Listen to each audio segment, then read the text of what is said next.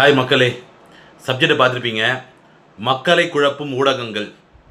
இந்த ஏபிசிடிலேருந்து இசட் வரைக்கும் இருக்குல்ல, அதில் சில எழுத்துக்களை தன்னோட நிறுவனத்தோட பேராக வச்சுக்கிட்டு அபாண்டமாக மக்களை குழப்பிட்டுருக்காங்க.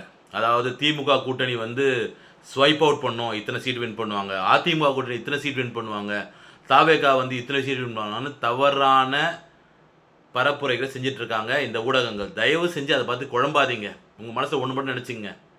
ஒரே கட்சி தாவேகா வெல்லும், ஒரே தலைவன் தளபதி ஜெயிப்பார், ஒரே சின்னம் விசில் சின்னம். அந்த விசில் சின்னத்தில் அடிக்கிற அடியில் தட்டி தூக்குறதுல சிஎம் சீட்டை தட்டி தூக்குறோம், மொத்த கட்சியும் காலி பண்ணுறாங்க.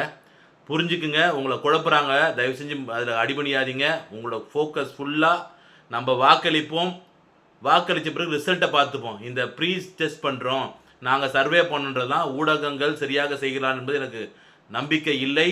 மனசை புரிஞ்சுங்க. தளபதி வெல்வது உறுதி. இந்த பதிவு சப்ஸ்கிரைப் பண்ணுங்கள், மற்றவங்க ஷேர் பண்ணுங்கள், லைக் பண்ணுங்கள். பாய்.